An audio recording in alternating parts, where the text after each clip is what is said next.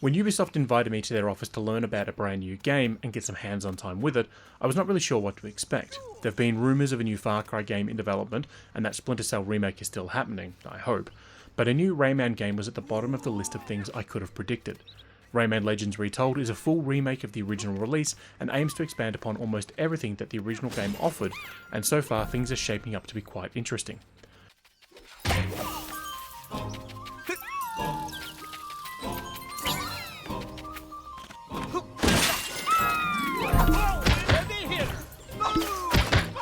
Before I was able to pick up the controller, I got to hear a message from the developers about why they were doing this, the core pillars they wanted to focus on, and more.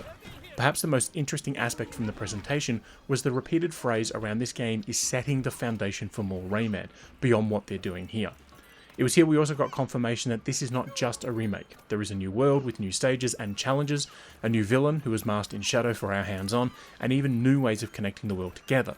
This game is not just about popping stages on a map. Oh, by the by, there is a world map now.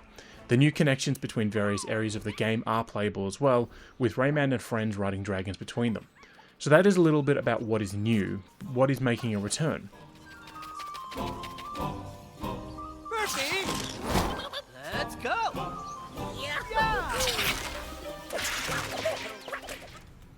Turns out pretty much everything from the original is here, and with more than a new coat of paint. That is not to say everything is the same, as there are changes, but if you know the original Wii U title or one of the other releases, then you'll have a good idea what to expect. Case in point, as I was running around, I had a recollection that there was a teensy hiding up behind some branches, so I doubled back, made a jump, and there was one there. I ended up with a few of those moments where I was having memories of items and challenges pop up, and I enjoyed it.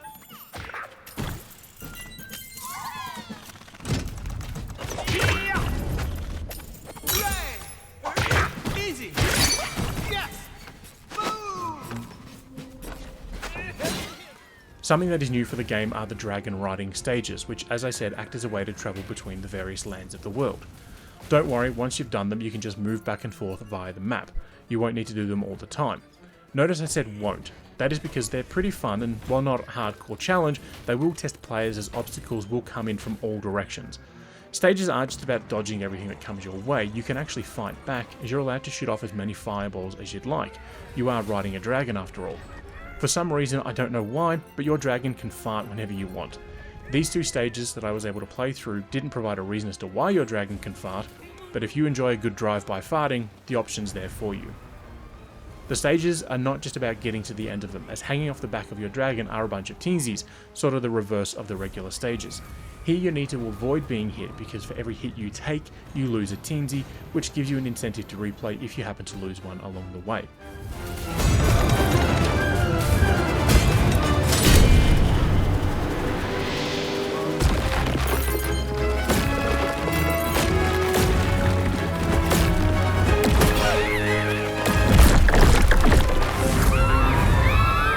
Brand new for the game this time is the World Hub, which is an actual world where you can move between stages. The game is clearly aware that not everyone will want to do this, and you can interact with the game in a more traditional sense, but the hub provides some more insights to the world that you're in. That is because these are not static locations. There are pits you can fall into, there are things you can discover, and items you can collect.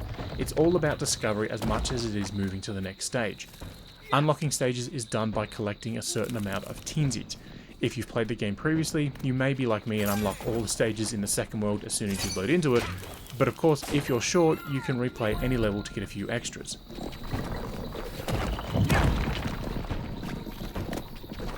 Now, it would not be a Rayman Legends title without the musical stages, and they do return. The first stage is of course Castle Rock, which features the Rayman Legends take on Black Betty. With the new visual style, this is perhaps the one area I was really keen to see how it looked, because there's such an iconic connection between the music and the visuals in those original stages, and I'm happy that even though things look quite a bit different, they're still as fun this time around.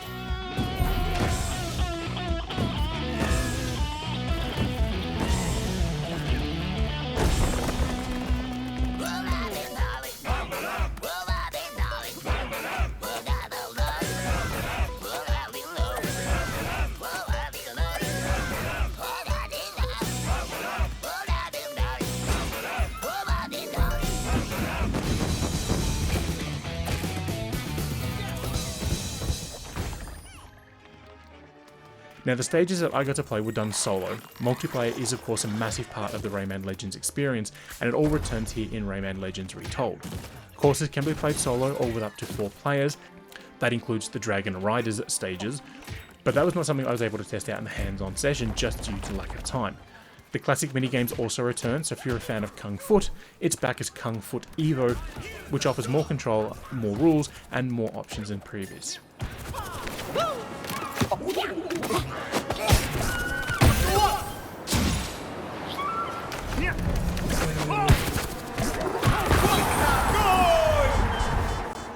If you're concerned about the visual style, I will say one thing.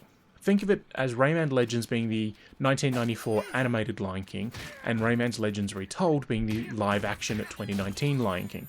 Both those movies told the same story, same characters, and same important events, but the live-action version adjusted things just beyond the visuals.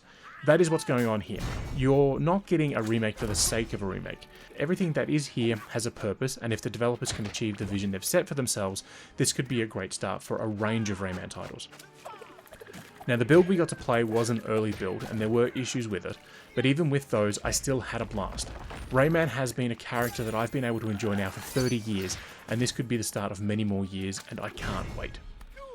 Rayman Legends Retold is coming on October 1st to Nintendo Switch 2, PC, PlayStation 5, and Xbox Series X and S.